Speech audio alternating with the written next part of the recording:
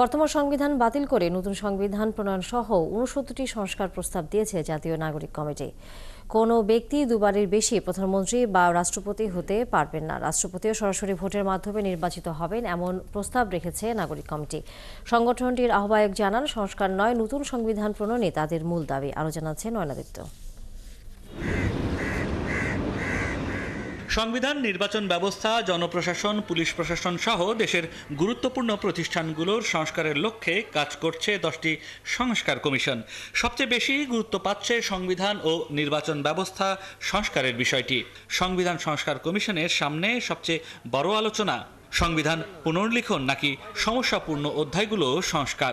আলোচনায় আছে পঞ্চদশ সংশোধনী বাতিল, আনুপাতিক ভোট পদ্ধতি, 2 কক্ষ বিশিষ্ট সংসদ, প্রধানমন্ত্রী ও রাষ্ট্রপতির ক্ষমতায় ভারসাম্য আনার মতো জনদাবিগুলো।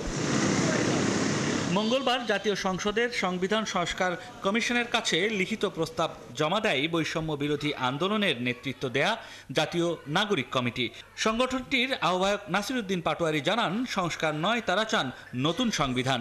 বলেন, জাতীয় সংসদ হবে আইনসভা, 2/3 ভোটের ভিত্তিতে আইন প্রণয়নের বিধান বাতিল করতে হবে, আর সরকারের মেয়াদ হবে 4 বছর। কোনো ব্যক্তি জীবনে 2 বারের বেশি প্রধানমন্ত্রী হতে পারবেন না। কোনো ব্যক্তি জীবনে 2 বারের বেশি রাষ্ট্রপতি হতে পারবেন না। রাষ্ট্রপতিকে যেভাবে টিটুলার হেড হিসেবে রাখা হয়েছে তেমন করে নয়, রাষ্ট্রপতি জনগণের সরাসরি ভোটে নির্বাচিত হবেন। বাংলাদেশের নির্বাহী বিভাগকে ঠিক করা যায়, নির্বাহী ক্ষমতা এবং প্রশাসনিক ক্ষমতাকে যদি আমরা ঠিক করতে পারি তাহলে আর তত্ত্বাবধায়ক সরকারের প্রয়োজন হবে না। কিন্তু সামনের 2টা নির্বাচন তত্ত্বাবধায়ক সরকারের অধীনে হতে পারে। আমরা বলেছি যে নতুন সংবিধান আমাদের প্রণয়ন করতে হবে, পুনর্লিখন করতে হবে, এবং আমরা সংস্কার নয় পুনর্লিখনে বিশ্বাস করি।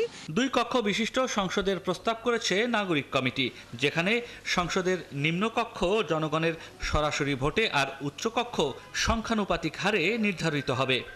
পার্লামেন্টের উচ্চকক্ষে 100 আসন এবং নিম্নকক্ষে 300 আসন থাকবে, এবং এই উচ্চকক্ষের 100 আসন আনুপাতিক ভোট বা পিআর সিস্টেমে হবে, আর নিম্নকক্ষের 300 আসন সেগুলো জনগণের সরাসরি ভোটে সেগুলো নির্বাচিত হবে।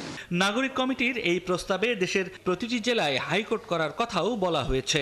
পুনর্লিখনের কথা। নয়ন আদিত্য, 71, ঢাকা। অনেকগুলো দল আছে যারা পুনর্লিখন চায় না।